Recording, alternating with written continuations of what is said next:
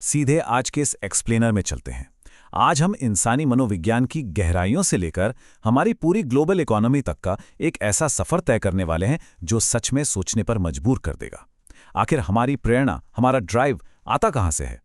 लोग हर सुबह उठकर उन नौकरियों पर क्यों जाते हैं जो उन्हें जरा भी पसंद नहीं है? ये एक ऐसा सवाल है जो कुछ बहुत ही कड़वे लेकिन दिलचस्प मनोवैज्ञानिक सच को उजागर करता है। चलिए इस गुत्थी को सुलझाते हैं। तो आज का हमारा रोड मैप एकदम क्लियर है। हम शुरुआत करेंगे पहचान के भ्रम से, फिर लोन ट्रैप के इतिहास को खंगालेंगे। उसके बाद देखेंगे कि आधुनिक रिश्तों में कड़वाहट कैसे पनपती है, आत्मसम्मान और अहंकार के बीच की जंग को समझेंगे, और आखिर में बात करेंगे यूनिवर्सल बेसिक इनकम के भविष्य की। ये अलग अलग दिखने वाले विषय असल में एक ही धागे से कैसे जुड़े हैं, ये देखना बहुत ही अमेजिंग होने वाला है।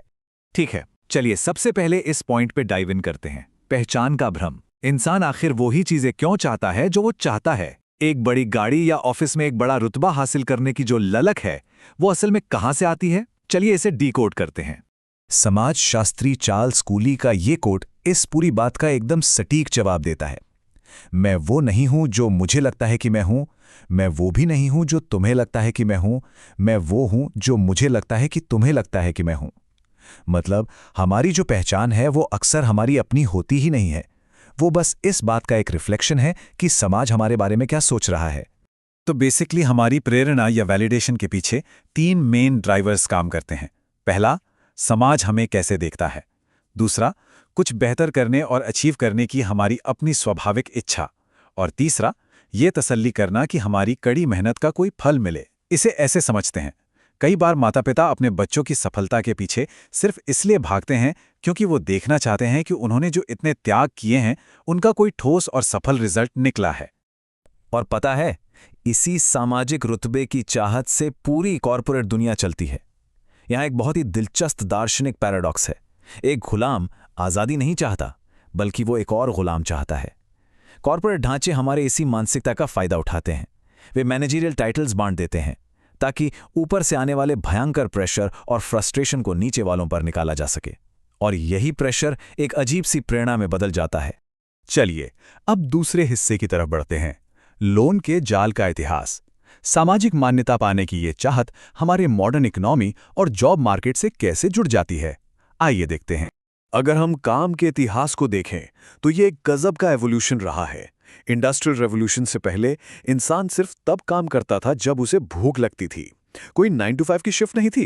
फिर फैक्ट्रियों का दौर आया जहां एक फिक्स शेड्यूल में काम करने की डिमांड हुई, और जब लोग नेचुरली इसके लिए तैयार नहीं हुए तो एजुकेशन सिस्टम को इस तरह से डिजाइन किया गया कि सबसे स्मार्ट लोगों को छांटकर फैक्ट्रियों और कॉर्पोरेट जॉब्स के लिए फिट किया जा सके।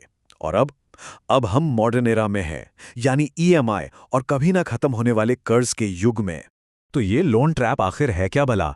आसान शब्दों में, ये भविष्य का पैसा आज ही हाथ में थमा देने का एक सिस्टम है। समाज जिसे सेटल होना कहता है ना, वो असल में एक बहुत ही चालाकी से बुना गया बिजनेस मॉडल है। इसका रिजल्ट क्या होता है? एक ऐसा कर्ज जिससे भागना नामुमकिन हो जाता है। इंसान उन नौकरियों से बनकर रह जाता है जो उसे बिल्कुल पसंद नहीं है, क्योंकि फ्यूचर की कमाई तो पहले ही खर्च हो चुकी है। इसलिए काम पर जाना अब कोई चॉइस नहीं, एक मजबूरी बन चुका है। और अब चलिए देखते हैं कि ये सब कैसे आगे बढ़ता है। हमारा तीसरा भाग, आधुनिक रिश्तों में पनपती कड़वाहट, समाज और काम का ये भारी भरकम प्रेशर जब घर की चार दीवारी तक पहुंचता है तो ये सबसे करीबी रोमांटिक रिश्तों को कैसे खोखला कर देता है। किसी भी रिलेशनशिप में सिर्फ साल गुजार लेना ही काफी नहीं होता। एक तरफ है सिर्फ साथ में टाइम स्पेंड करना, और दूसरी तरफ है एक्सपीरियंसेस शेयर करना। एक सिचुएशन देखते हैं, 2 लोग किसी पार्टी में जाते हैं। एक को पार्टी में बहुत मजा आ रहा है, लेकिन दूसरा अंदर ही अंदर घुट रहा है और शांति से सब बर्दाश्त कर रहा है। अगर अनुभव को महसूस करने का तरीका ही मैच नहीं कर रहा, तो सिर्फ सालों तक साथ रहने से रिश्ता अंदर से टूटने से नहीं बच सकता। ये जो कड़वाहट है ना, ये रातों रात नहीं आती। इसके 3 क्लियर स्टेप्स होते हैं। पहला, शांति बनाए रखने के लिए मन मारकर बिना कुछ कहे समझौता कर लेना। दूसरा, एक वक्त ऐसा आता है जब एक पक्ष अपनी बात कहना ही छोड़ देता है और दूसरा सुनना बंद कर देता है।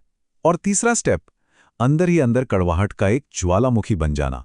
जब कोई लगातार अपनी फीलिंग्स को दबाकर समाज या पार्टनर की उम्मीदों पर खरा उतरने की कोशिश करता है, तो आखिर में एक बड़ा विस्फोट ही होता है।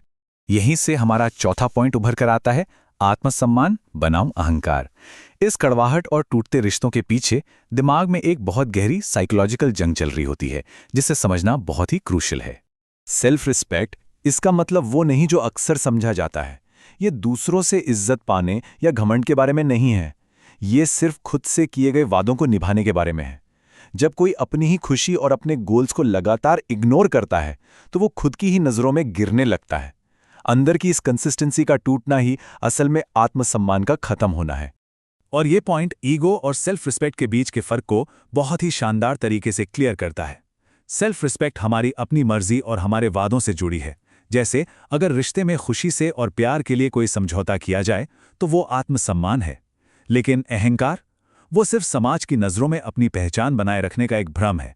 लोग क्या कहेंगे, इस बोझ के तले कुछ करना ईगो को तो सैटिस्फाई कर सकता है, लेकिन ये अंदर ही अंदर आपके सेल्फ रिस्पेक्ट की धज्जियां उड़ा देता है। अब जरा पिक्चर को जूम आउट करते हैं और बात करते हैं हमारे 5वें और आखिरी भाग की, यूनिवर्सल बेसिक इनकम का भविष्य।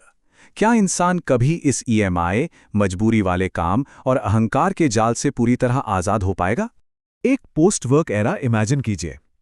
ऐसा प्रिडिक्ट किया जा रहा है कि एआई, रोबोटिक्स और स्पेस सेक्टर में काम करने वाली कंपनियां आगे चलकर इतनी वेल्थ क्रिएट कर सकती हैं कि हमारी बुनियादी जरूरतों की कीमत लगभग जीरो हो जाएगी। मतलब एक ऐसा दौर जहां काम करना और जॉब खोजना आपकी मजबूरी नहीं, सिर्फ एक चॉइस रह जाएगा। और ये सिर्फ कोई हवाई बात नहीं है। ओपन एआई ने बाकायदा इस पर एक रियल वर्ल्ड स्टडी करवाई। इस स्टडी में कुछ परिवारों को बिना कोई काम किए हर साल $10,000 दिए गए। ये यूनिवर्सल बेसिक इनकम यानी यूबीआई का एक टेस्ट था, बस ये देखने के लिए कि जब सिर पर पैसे कमाने की तलवार नहीं लटक रही होती तो इंसान आखिर करता क्या है। और इस स्टडी का जो न्यूट्रल डेटा सामने आया वो सच में चौंकाने वाला था। उम्मीद तो ये थी कि लोग इस खाली वक्त का यूज़ तनाव कम करने, नई स्किल्स सीखने और अपनी लाइफ को बेहतर बनाने में करेंगे।